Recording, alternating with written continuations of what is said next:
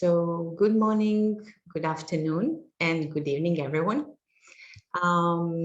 Welcome to Investors Q&A. Today we have our guest, Carlos Paternina, and he's the Assistant Professor of Supply Chain Analytics at the San Diego State University. Welcome, Carlos. Thank you, Katerina, and hello, everyone. And I know that everybody was expecting Byron with us as well. He's supposed to be with us today. However, he and his wife are in the, she's in delivery. They're expecting the baby. So they went to the hospital, and today Carlos and I will be answering some questions. We wish them all the best, and we know the baby is going to come soon. So Byron will join us next week, and he'll be able to go even deeper into financials, the project itself, technicalities, details, and we'll be able to cover those questions that we receive from you next week. But so far, I'd like to start with introducing Zergratran as well, because I'm sure that some of you have not been heard or maybe don't know a lot about the company. And so Zergratran is innovative technology and sustainability-driven transportation infrastructure company. Our goal is to build projects that upgrade the global transportation and the whole infrastructure system. And we would like to address the major marine trade choke points, starting with the transshipment facility across North Colombia that is called PILA. And you can really find a lot of details on our website, and we would love to encourage you to visit the website where you can find more information about the project, about our team, about the people that we collaborate, but also about the investment, about the stages that we plan to go with, so pre-feasibility, feasibility, and development stage, and as well our sustainable development piece, how we focus on sustainability and how do we want to impact the overall industry with turning sustainable systems and introducing new sustainable systems. Aside from that, we did have some questions about the management team, the founders, the board members. We will be talking and addressing all of this along the way. However, I'm really excited to have Carlos with us today. With a strong background and experience in the industry. Carlos is coming from Colombia, living in the US now. And Carlos, instead of me talking a lot about you, why don't you introduce yourself and tell us a little bit more about the work that you did? And then we can start from there, maybe. Thank you, Katerina, and welcome, everyone. Yes, as Katerina said, I am originally from Colombia. Although my PhD was done in Florida, I finished in 2000. My area of expertise is supply chain analytics, as my title at the university says it. I moved to the US last year. There was a delay of 1 year on the move due to COVID. The embassy in Colombia was closed, so I had to wait an extra year to come here with my family. But before coming, and now that I'm here, before coming, I was very much into doing research with industry and at the academic level into ports operations. Nowadays, I work in the area of smart ports, and that is more sustainable, triple bottom line sustainability management in ports. And I was an entrepreneur for the IT industry in supply chain analytics. So most of my solutions ran in transportation, in optimization of transportation, for freight, cargo, vehicle routing, and those kind of solutions. And the last part of my work was I was granted an award from the Ministry of Science for which is called Lockport. You can actually read that in the press. There's a lot of information on the media. And we were assigned the task of, first of all, bringing all of the Caribbean departments or states, we call the states here in the US, together to work collaborative on the development of the next generation infrastructure for logistics. And among those, we make several analysis, socioeconomic analysis on the introduction of more intermodal and synchromodal technologies in the country. Along that way, we also worked into managing what we call cargo attraction models for enhancing the capabilities of the ports in the Caribbean coast in Colombia, and also building resilience based on the many things that were happening at the time. So that's basically a brief, as brief as an introduction I can give you. Many of my projects from research and industry were also involved with participating agencies from the government, such as the Ministry of Transportation, Ministry of Information Technologies and Communication, and Ministry of Science and Technology. Nowadays, it used to be called Ciencias before.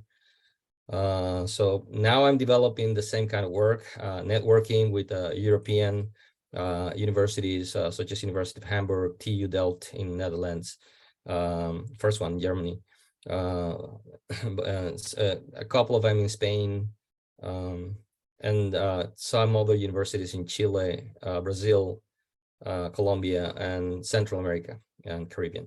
So that network is for continuing the research in the several fronts that we attack, from the economic side of view, from the physical side of view.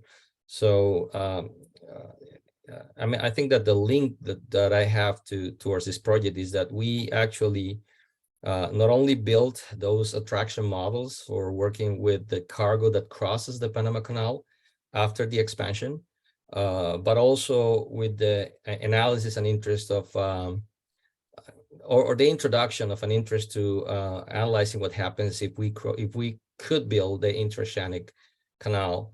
At the moment, we were thinking of an elevated train, but there are many problems with that idea. Main ones is that the crossing is basically an environmental protected area, so that makes it perfect for this kind of project. Should we move forward, it would be perfect because the management, the environmental management, would be a lot better. You don't have to mess with the surface at all. You're only going to be doing your work at two sides of the surface, in the Pacific Ocean and in the Atlantic Ocean or Caribbean Sea, and everything else will be let's try to protect whatever is underneath, under surface water sources, and many other resources that we have, live resources that we have in that area. That is a very protected area in the country. So this kind of projects is the kind of project that would be able to prosper in that sense if we move forward. And yeah, I'm happy to answer any questions regarding that later. I'm going to stop now. Thank you. That is really impressive. And it's great that you're giving us the background of the region, because for us, it's very important that we keep the natural surface of the ground and then utilize the underground. And so what Zergratran will do, what PILA will be working on in North Colombia in a way, is building two ports on the Atlantic and Pacific side and connecting these two ports with a tunnel. And we will be using maglev technology for the carriers to transport the containers through the tunnel. So it's very simple, but very, very efficient and innovative way of restructuring the current shipping industry.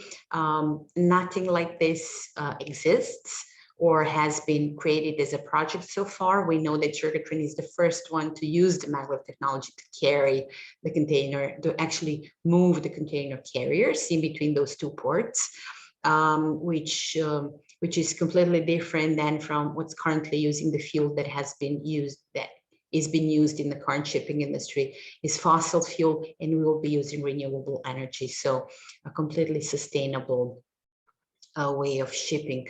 When we talk about that region specifically, and now when we know how Pila is going to be actually built, that we will be using underground for building a tunnel, and you having the experience in that part of the region, what do you think is the potential in bringing the value to that region, in which and I'm thinking economic, social, and overall, how we can actually help to build that region with Pila project?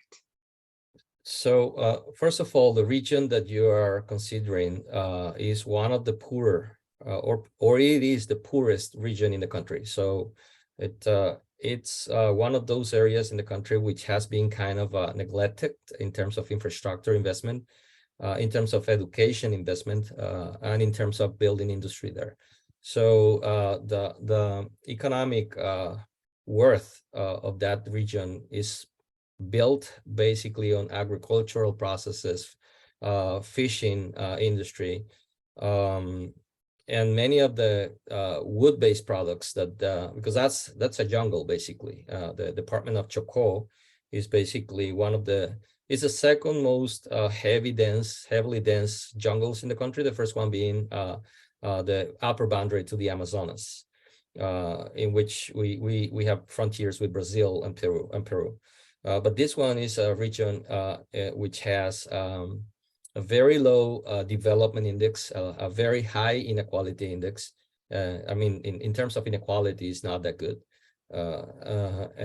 And in addition, it is a region that, in order to get to to be able to develop something there, anything that you do, it would be helping the economy there.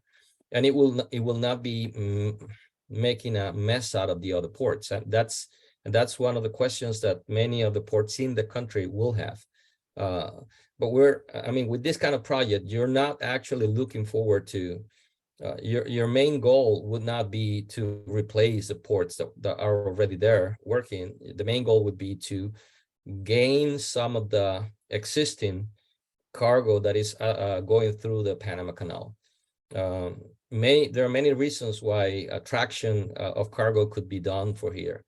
First of all, is just the efficiency of the system. If it delivers what it is supposed to deliver, I know that there are initial research or pilots there's a startup in England called Magway or something, which actually has done some piloting. And there are also some research done in the US regarding that, but basically not for moving packages, but rather for moving people.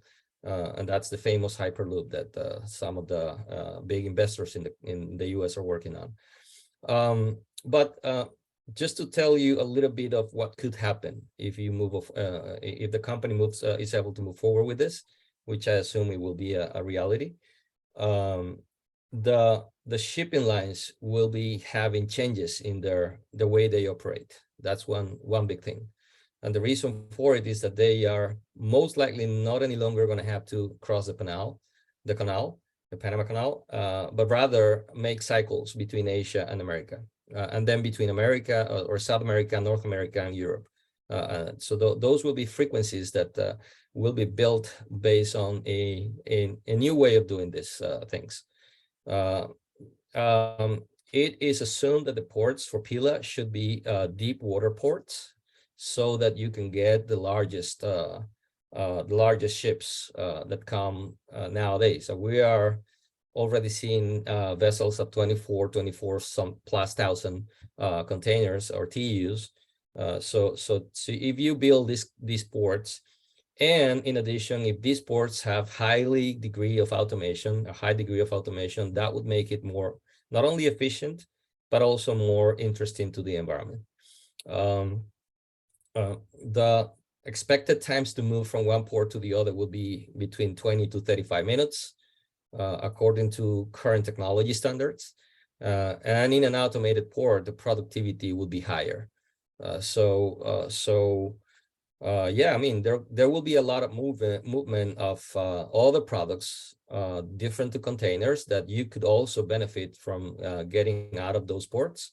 And yeah, I mean, that would increase the feasibility of the and the results of this work at the end. And that is our goal. And thank you for mentioning that part about how do we impact that region and the port that exists there so far. Our goal is really to collaborate. And our main thing is collaboration with the country, and at this point, we have we had a lot of meetings, a lot of talks, and actually the government of Colombia, in a way, has opened their door for us. They're supporting us, and we're talking with a lot of departments to find out what is the best way, how to implement this project. When we talk about the region and socially how underdeveloped it is, our goal is really to look how can, aside from building the tunnel and the two ports, where the collaboration with the existing infrastructure is going to help us have more transit. We know that Panama Canal has 3% of ship transition during the year, comparing to Suez Canal and the other ports. And so by introducing PILA and by building this structure, our goal is to introduce more opportunities for to transition goods and for the shipments in a different way, and to make sure also that the region gets developed. So by building PILA, our goal is to open jobs, to develop the jobs, to make sure that we have socially and economically the environment to grow and expand. And you mentioned also the diversity of people and inclusivity, and this is really our focus. One part of what Zergratran does is by building the infrastructure, we're specifically looking in the sustainability. We have been recognized in Singapore by the SDG award based on the plan, how PILA will be implementing sustainability in that region. So we're very specifically focusing on all those points. When we talk about the feasibility of the project and technology that we will be using, you're right. There's a company in England, there's one in Switzerland as well, and they're using that for the shipment of smaller packages, I think, and usually most of them, and I think most of them have above the ground and underground tunnels, so combination, but they are a little bit smaller than what we plan to do. It is a big project, and we will be collaborating with a lot of stakeholders, from the suppliers up to the government organizations and big companies who will be helping us build this through the stages. So the first one is really pre-feasibility, where we will be collecting more data and information for us to move to sustainability, to feasibility, and then after that really to start planning the project. In your experience working with the government and different organizations in Colombia, what do you think are their appetite for having the project that will change economically, socially, and financially north part of Colombia? Well, the government has changed, by the way. So we now have a different party managing the country, but that's at the central level. If you take a look at the composition of the Congress, then the Congress is pretty much 85 to 90% the same as it was. So there is some continuity on some policies. But one thing which is important for this government is that they are prioritizing environmental investments. So you might have heard that they are decoupling from the oil and gas industry a little bit. They're trying to change a little bit the way the country invests. So if this project proves to be a feasible solution for increasing not just the GDP of the affected region positively, but also the country at large, this is an indication that the government would most likely be interested in working towards that. And, you know, it has always been an interest to the government of Colombia to build an interoceanic canal. They were thinking about joining two rivers before. It's just not economically feasible to do that. You're going to have to do drayage of canals a lot in those two rivers, and then the distance was just not there to make it easier. And then again, investing on the surface for infrastructure is not that appealable because of the protected environmental area. So anything that we propose on railroads was also having that barrier. So now that you're talking about this, it would probably be of a large. I'm speculating, but I believe it is my belief from what I have seen, not just in this brief period of new government, but what we have seen before, that the country not only wants to move forward to help into or help itself becoming a huge player in the shipping industry, in the interoceanic work, but also if this move forwards as an environmental solution, then it will be positioned in the country as one of the top leaders in preserving the environment while doing or building the so-called physical internet. That it's kind of a concept that we are analyzing based on this. That is really interesting and helps a lot when we talk about the situation in Colombia. We had some questions from the investors asking us how safe, what's the possibility to really implement the project in North Colombia based on the history. And so we try to explain and try to share as much as we can how, the experience that we have, highly positive experience. And I know everybody is excited in our team when Byron shares about meetings with Colombian government.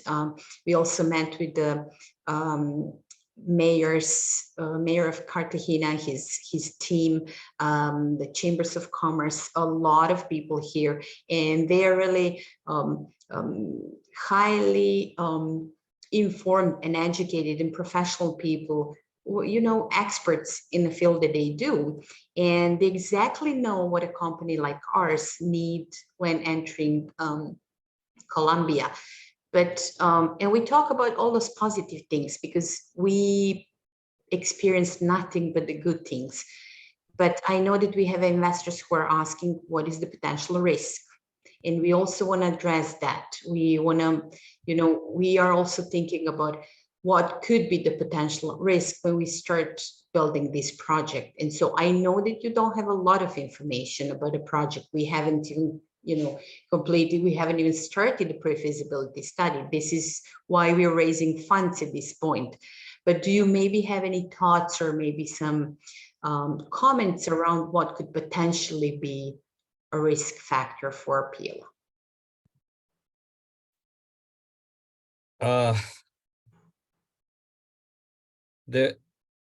What I can tell you basically is if you follow the trends for foreign direct investment in the country, it has been increasing for the last decade.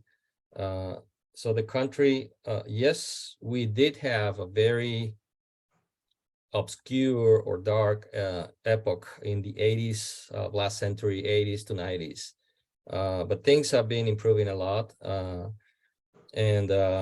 And if you take a look at the foreign direct investment numbers in the last 10 to 15 years, it is on the growth. I would probably say, except for COVID, and that hit everyone. So that is not uncommon for you to understand.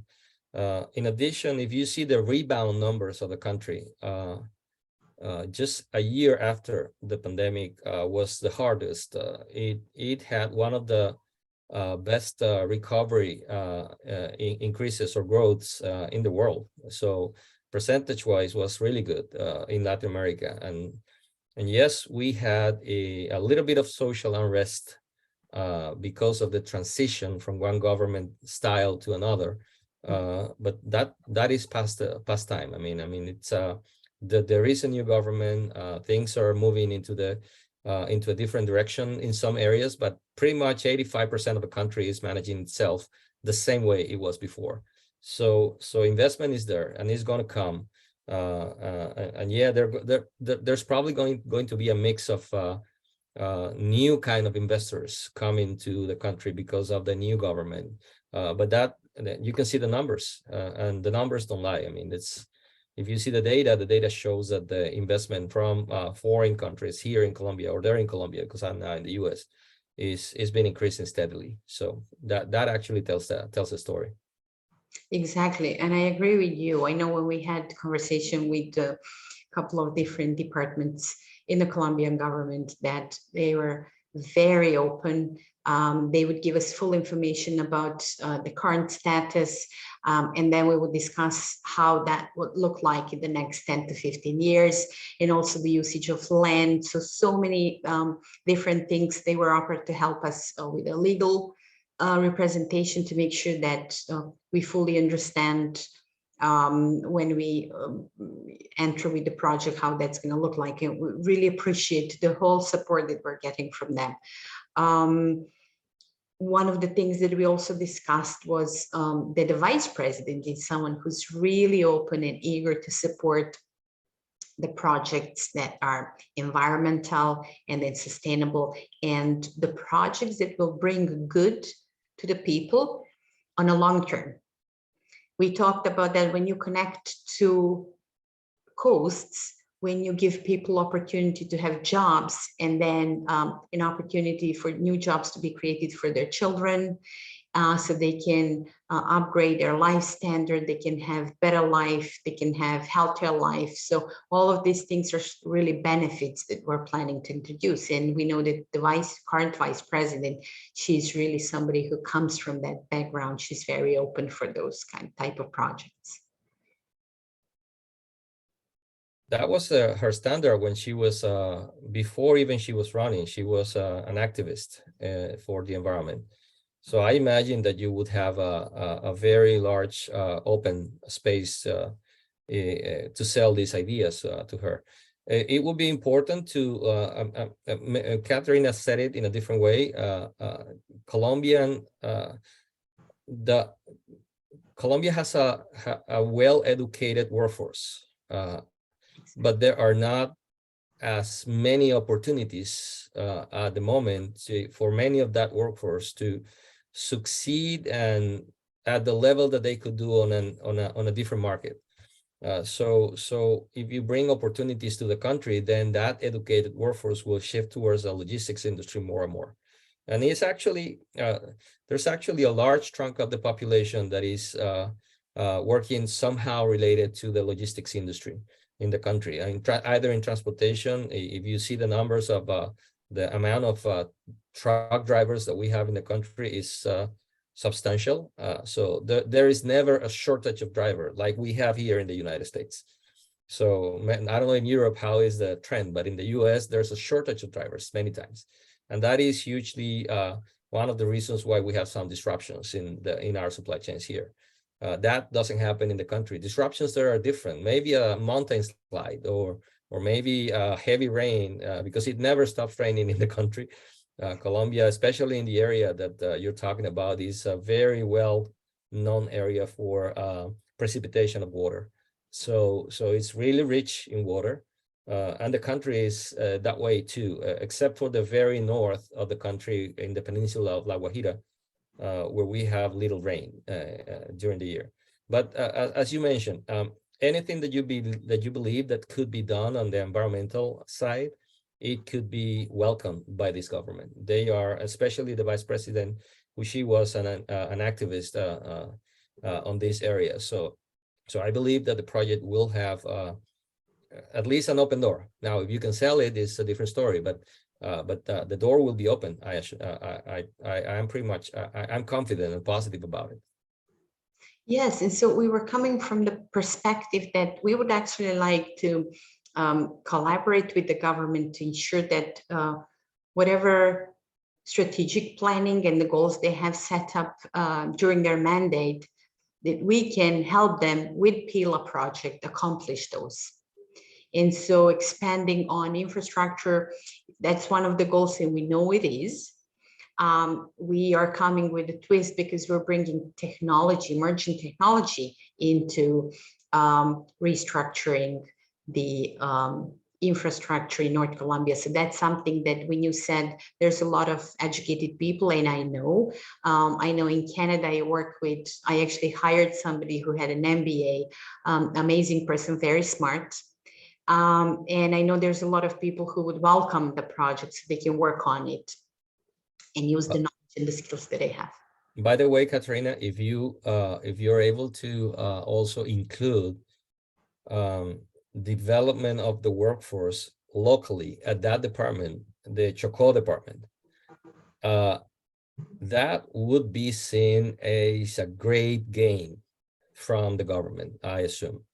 As I told you before in our private meeting, the current ambassador for the US is from that region. And he used to be a minister of the environment. So he's an advocate for this kind of projects.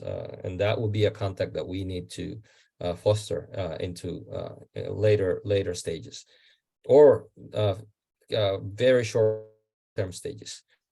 But in addition, if you can sell this idea based on also helping educating the people of that department to the needs of the project and further beyond the needs of the project, it will be a great hit. As I told you, this is an area that has been neglected for many, many years, or centuries in the country. So if you are able to show that development is going to come not just in the way of having a new industry there, but rather also into educating the people, and then building supply chains from the people inside, that would be very welcome by the country and by the government as a whole. Yes, and we were also planning really to work with them even more closely to find out, aside from that, if there's anything else that Zergratran can help with, because PILA is one of the projects that we are working on and currently are major. And so working with the people that you mentioned, with different departments and educating them, this is what we learn as well. Obviously, because nobody did this before, it is very difficult to understand the potential of the project, and also how the whole thing is going to, so the structure and how the system is going to work. And so we are eager really to educate and talk about the project, and really try to explain people what's the value, what is the goal, what is the impact that PILA will be building in many years. And we're not talking about 5 to 10 years. Once we build the tunnel and connect to ports, it will stay there forever, and it will be part of Colombia. And this is really a source of income for many years to come. And that's where we see the profitability of the project. Once the feasibility is completed, we will be able actually, and even before that, but after the feasibility is done, we'll have a perfectly aligned data that we'll be able to know how much we will charge. There's a lot of investors who are asking, how much are you going to charge per container to be transported, or maybe per shipment?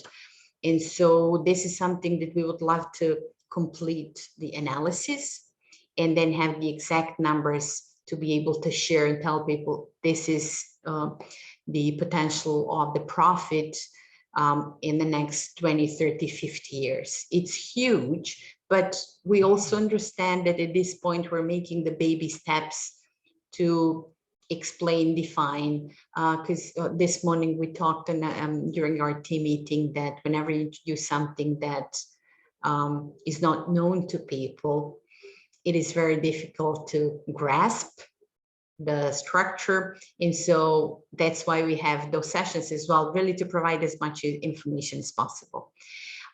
Is there anything else that I haven't asked you that you would like to share, and you would like to share your thoughts, or maybe based on your expertise, anything that you believe will be helpful for not just the investors, but everybody who will be watching this later on?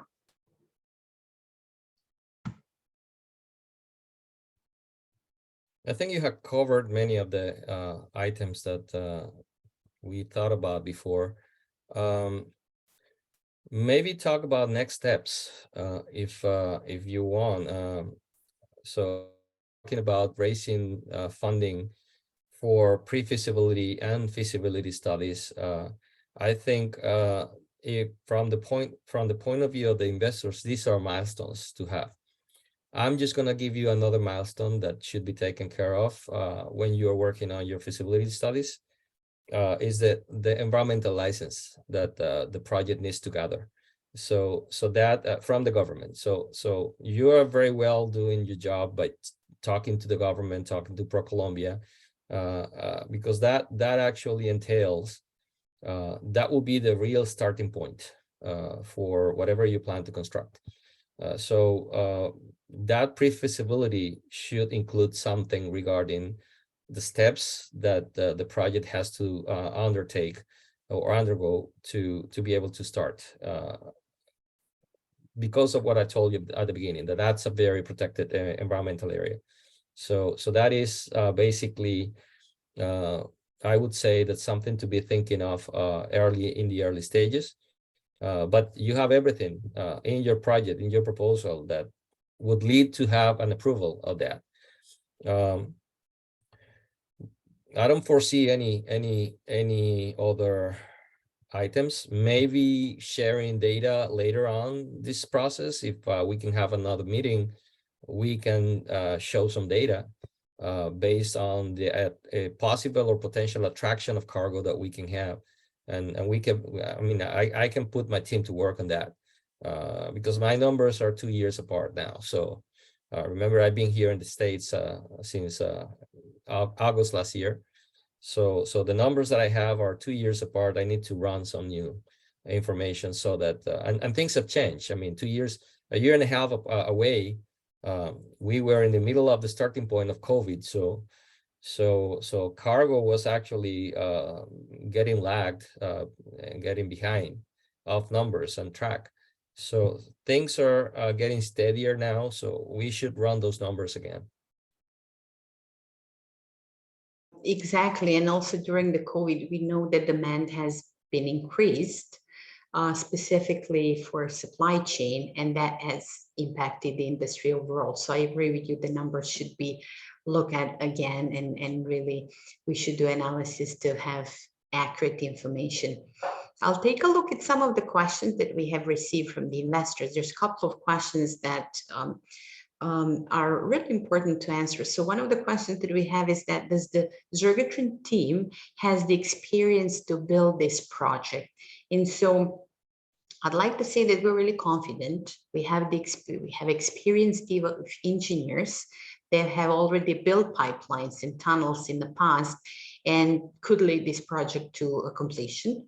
However, we also plan, our model is to request to ask for the request for proposal during the feasibility study, so we can assess large companies that have been large contractors that have been working on the big projects as PILA. It is a side of the technology that we will be using as a transportation system, the zero gravity transportation system. But in regards to the building of the tunnel, we will be actually putting out a request for proposal. And so our team of engineers will be working on that to collaborate on some of the large contractors, so that we want to make sure that the construction is completed in time and within the budget. The second question was, well, this is interesting. It says, why do you need 75 million for the first phase? And that is a great question. Actually, our plan is to raise up to 75 million. And the reason is because we already have conditional approval to move with the feasibility. So as soon as we raise funds for pre-feasibility and complete that, we will immediately move to feasibility study. And then our first phase includes that pre-feasibility, R&D, and then our goal and our plan is to make deposits for tunnel boring machines. So by raising more funds, we will not lose time in between the phases that we have strategically planned, but we will be able to use less time and really move from one to another as soon as possible. And our plan to do that and our goal to do that is because we would love to start earning revenues to make sure that our investors are comfortable with supporting the company. And our plan to start earning revenues is really from the sales of excavations, bricks, electricity.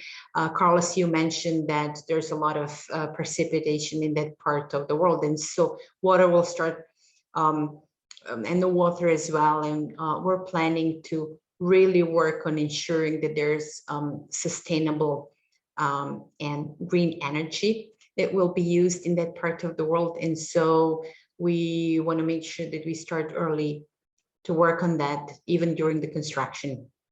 So we know that licensing is important as well. And that's something that along the way, we are working on instead of waiting step by step. So having the financial support while we go along the way is of a crucially important, so we can really build and complete the tunnel as soon as possible. And another question that I also want to answer is, what happens if you can't move on after pre-feasibility? So in our document, in our approval from ANI, the approval letter to move forward with pre-feasibility, ANI said that they are obliged to let us move forward with feasibility. So when we complete the pre-feasibility study, then automatically we have their support with feasibility. And so that has been already planned. The only obstacle now is really to raise funds and start on the studies to ensure that we have enough information and move to a feasibility study. And this is all going to be done in collaboration with organizations in Colombia, and also the people that we will be working with and collaborating over there. We also plan to set up our offices, hire people, have engineers, but also administration as well that will take care of the operation and make sure that everything is done properly. Those were really interesting questions that I want to address, because I know a lot of investors are curious about what are we going to do with the funds, how are we going to cover the steps along the way, and then also when can we start earning the revenues. And I think if any other questions, I also want to tell everyone who's watching the recording later on and who joined us today, please connect with us. Byron and myself and other team members are looking forward to set up meetings to answer all your questions, and then to provide even more details about PILA. It is very important for us that everybody understands what a project is about, what the potential of the project is, and what is a long-term impact that PILA will be making, not just in North Colombia, but globally as well. We will look at the shipping industry currently. One more thing that I want to mention is that we have heard, and I think a lot of people have read that after the COP27, the number of countries has signed the agreement for the green shipping challenge, which is green shipping corridors. And funny enough, 3 years ago, we started with that. And then now we're facing that the countries, the big, powerful Western countries really realize that there is a need for something like this. So along the way, what the other countries have realized the need for the shipping industry to change, along the line with the Colombian plans to develop the northern part of the country, I think that PILA will really fulfill so many dots in making sure that we will help in changing the way how some things are done so far. Yeah. I don't have any more questions for today. Carlos, do you have anything for for Ant to share, any comments or something before we end the webinar, or anybody else who's on the call? Actually, if anybody has any question or comment, feel free to share. No, okay. All right. Well, I would like to thank everybody for joining us today. Carlos, thank you so much for being our guest. Thank you for sharing your thoughts, for the overall support. We really appreciate that. We also look forward, to working with you and having you as a guest to discuss about Pillar Project going forward. As I mentioned, we'll have this every week. And so again, to everybody, feel free to reach us out. We're more than happy to talk to you, to share more information and really help you understand more about PILA and the impact. Thank you, Katarina. You're welcome. Have a great day, everyone, and thank you so much for joining us today. Goodbye.